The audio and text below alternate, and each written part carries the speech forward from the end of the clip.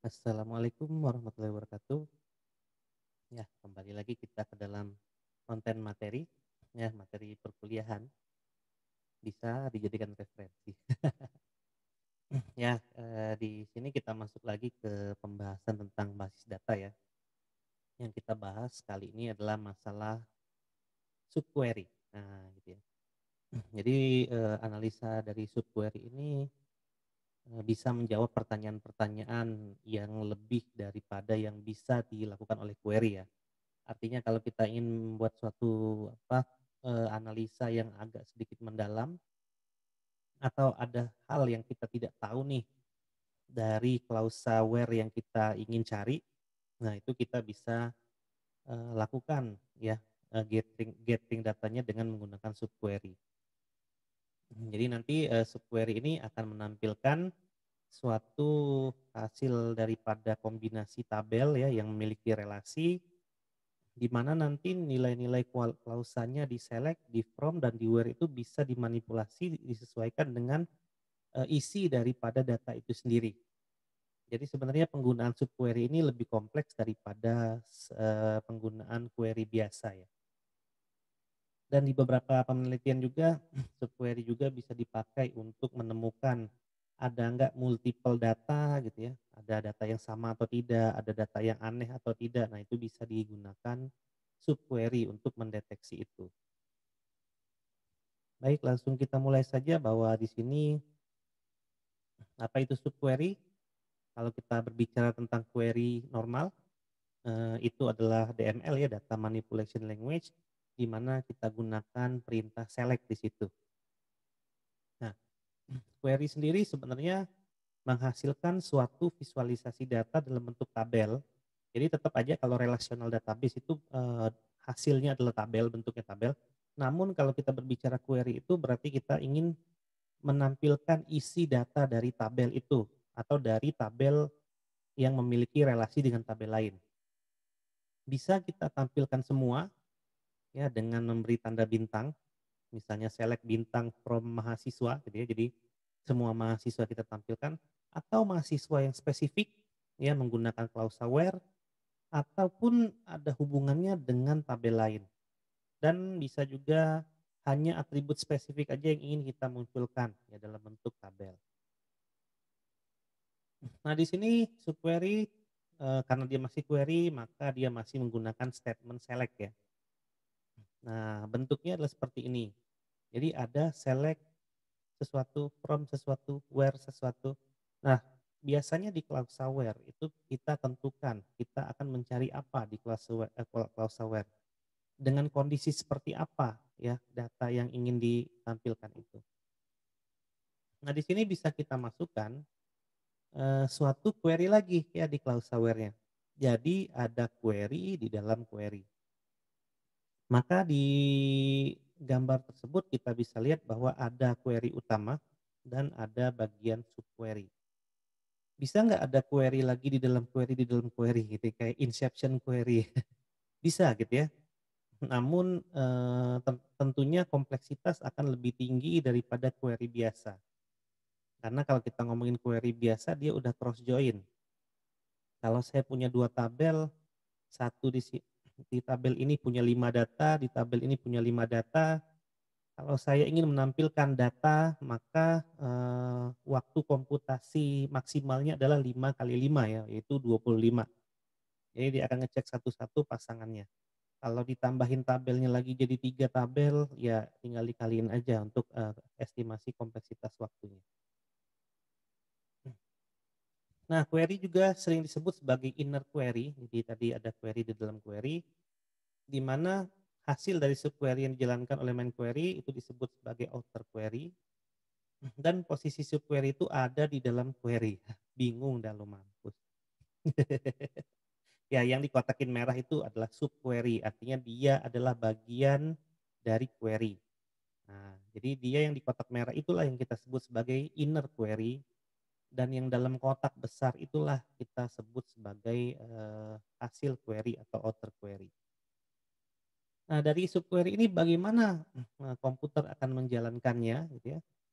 komputer akan mengeksekusi subquery dulu. Jadi dia akan mencari query yang paling dalam dulu. Ya, nanti setelah didapatkan, maka dia akan mengeksekusi ke query yang paling luar. Jadi urutannya bukan dari luar ke dalam ya, tapi dalam keluar. Jadi yang di kotak merah itu akan dieksekusi duluan oleh komputer, lalu komputer akan mengeksekusi yang dalam kotak yang lebih besar. Nah, di subquery itu aturannya adalah sebagai berikut, boleh lebih dari satu. Jadi ada ya semacam query inception ya, ada query dalam query. Bentar. Hmm. Lalu suatu subquery boleh memiliki subquery lain. Dan operasional perbandingan yang dapat digunakan itu bisa sama dengan, ya, bisa lebih dari, kurang dari, lebih dari sama dengan, kurang dari sama dengan, tidak sama dengan, berarti dia ada termasuk, any, some, ya, all, exist, not exist, dan beberapa perintah operator perbandingan lainnya yang bisa dipakai ya.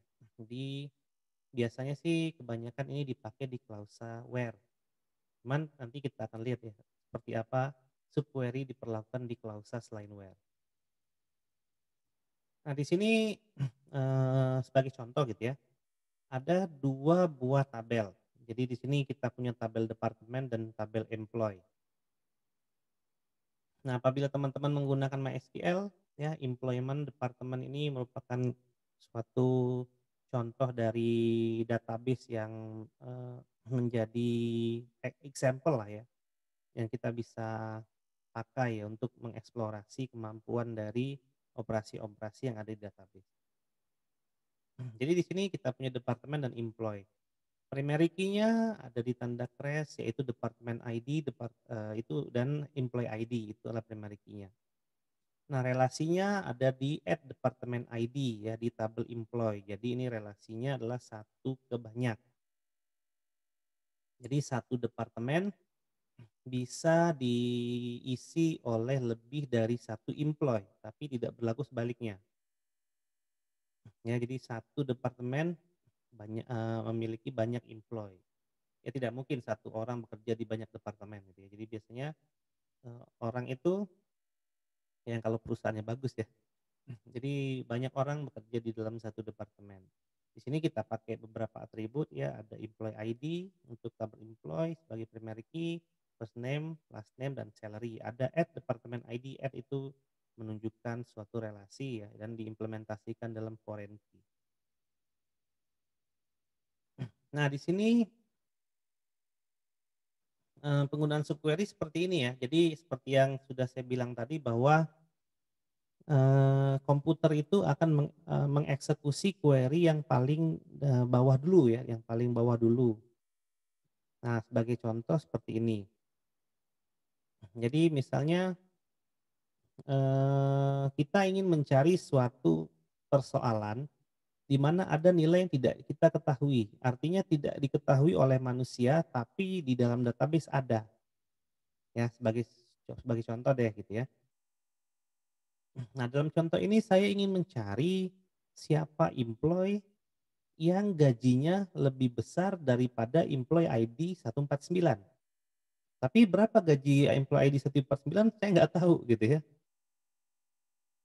Nah, sehingga saya bisa bikin subquery seperti ini ya, select last name from employees where salary lebih dari, dalam kurung, select salary from employees where employee ID sama dengan 149. Nah, yang dilakukan oleh si RDBMS-nya adalah dia akan mengeksekusi select salary from employee where employee ID sama dengan 149.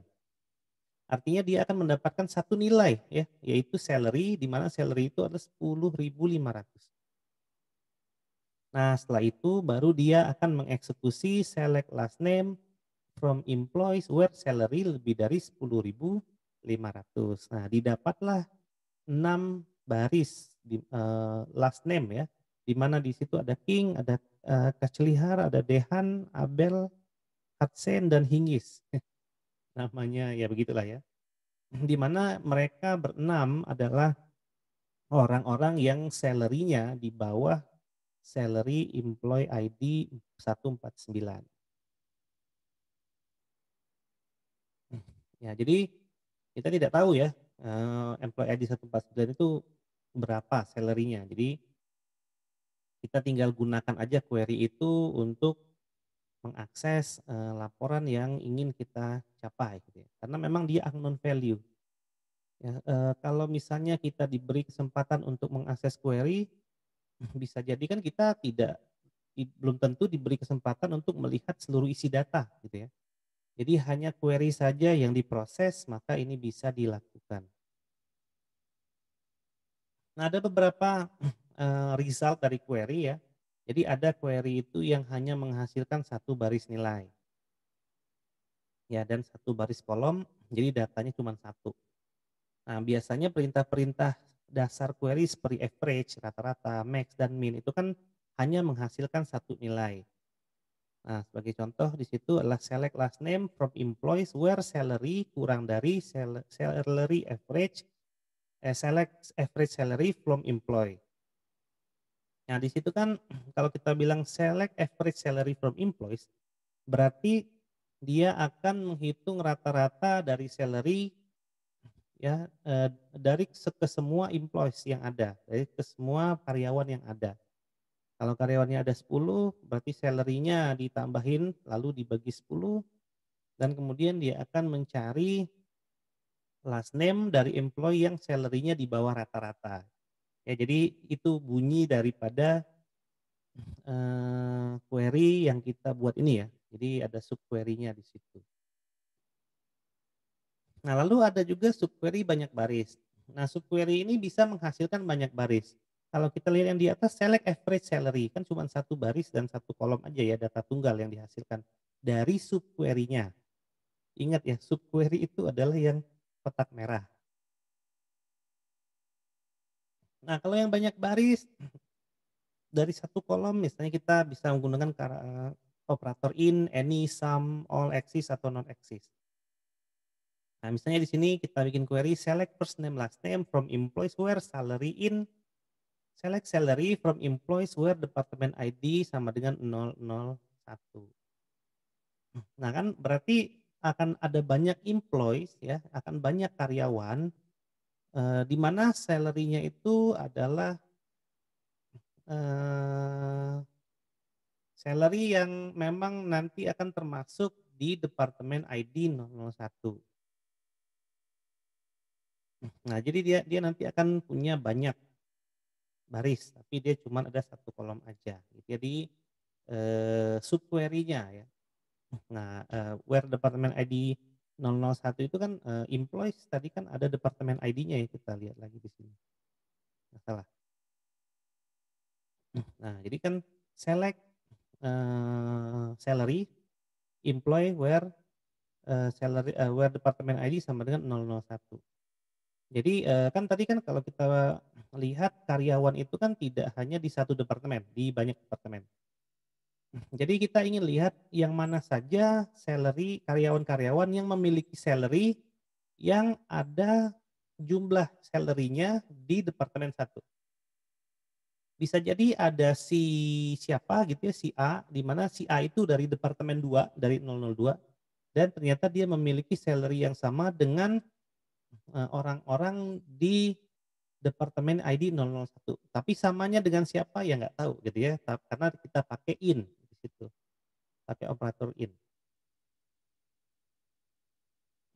Oke, jadi bisa banyak ya dapatnya nanti.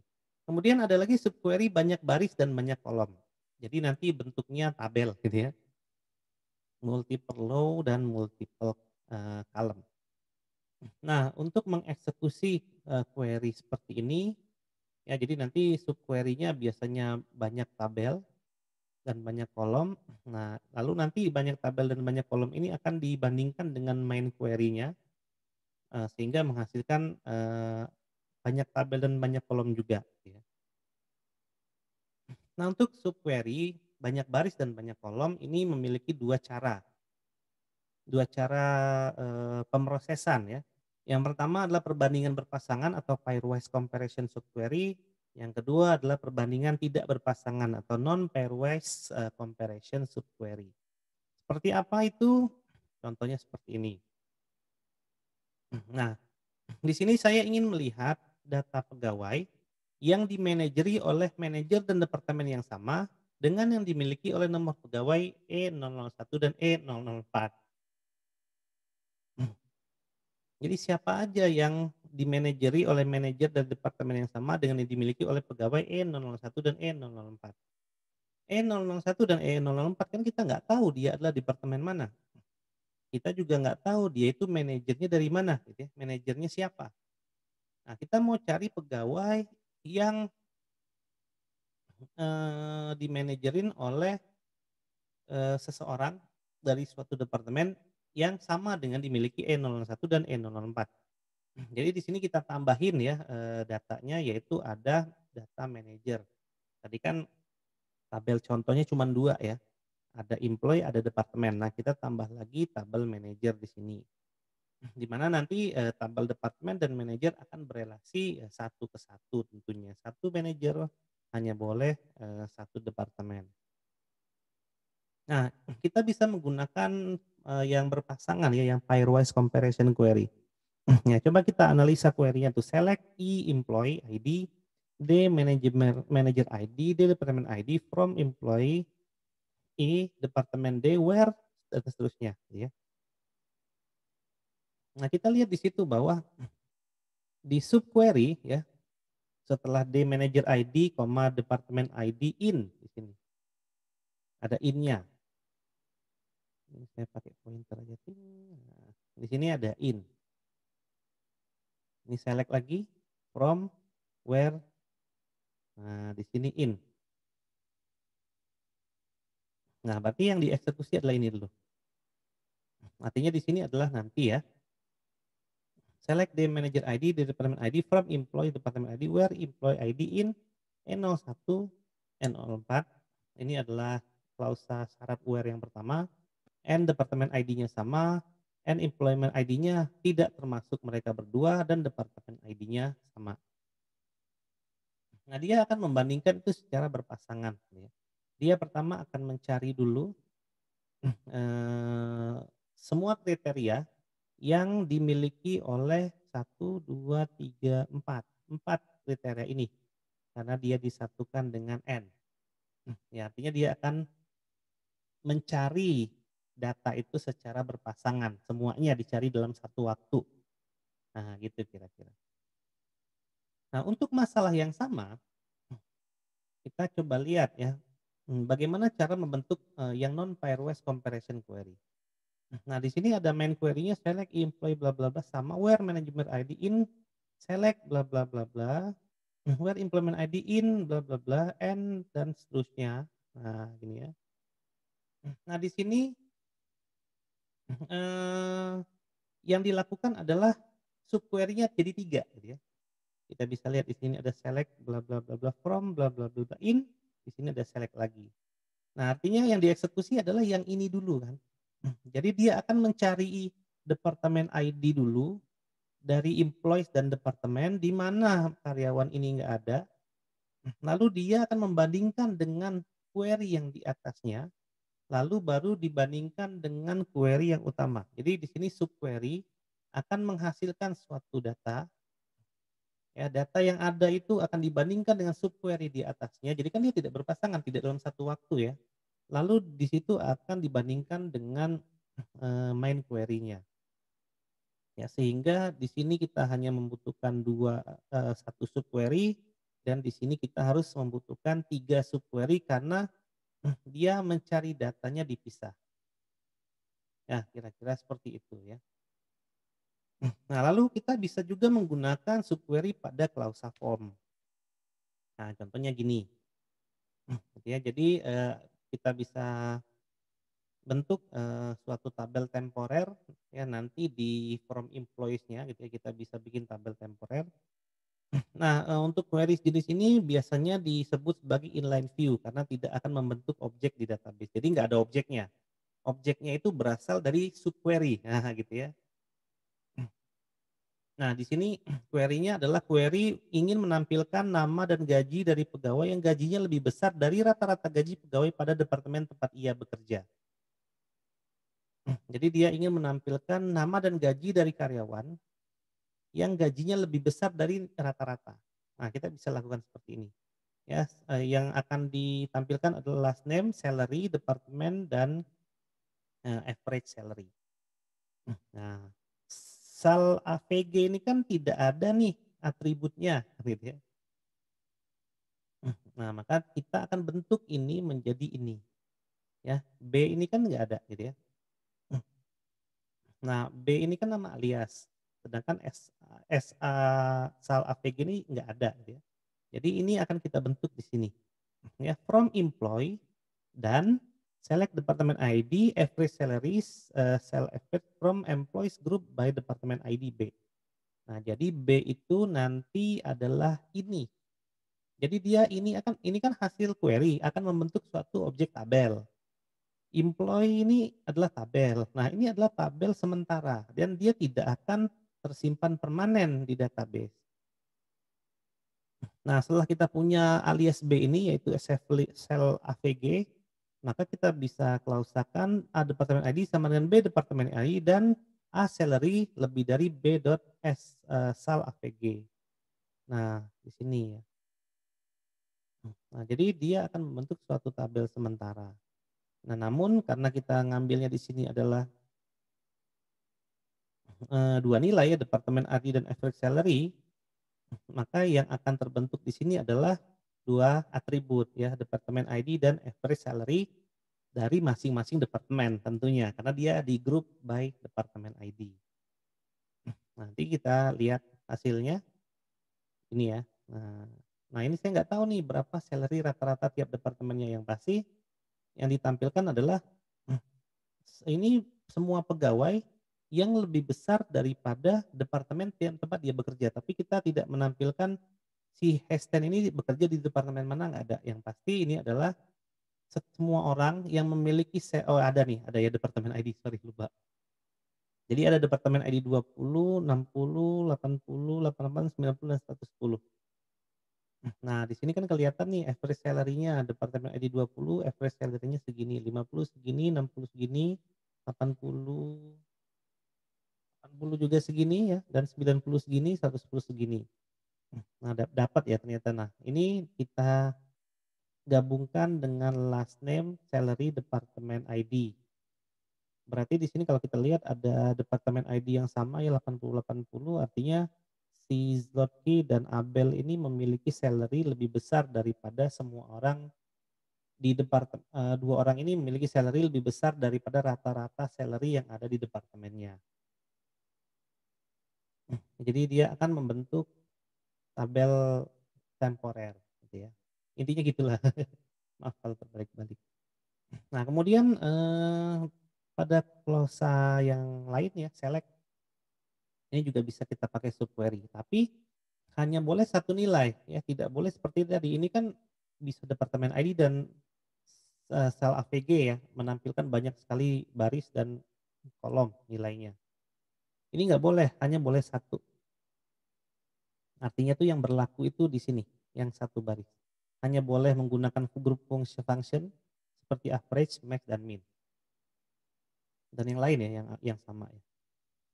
Nah, contohnya di sini select first name, last name, lalu di sini ada select average salary from employee,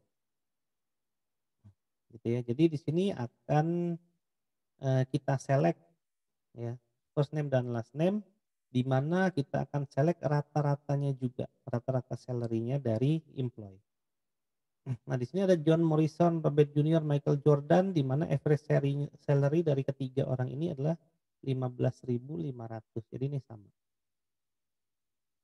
Nah, ini adalah penggunaan subquery di klausa, select, tapi tadi ingat hanya mengembalikan satu nilai saja, tidak boleh lebih dari satu. Jadi kita harus perhatikan ininya ya, functionnya di sini.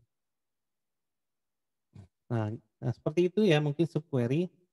Jadi tadi adalah hasil percobaan saya, mungkin agak males nyobain codingannya, ya itu saja dari saya. Semoga bermanfaat ya, apabila ada informasi yang salah saya mohon maaf, bisa teman-teman koreksi. Ya, sip. Kalau gitu sekian dari saya ya, terima kasih sudah menyaksikan video ini. Saya cabut ya. Wassalamualaikum warahmatullahi wabarakatuh.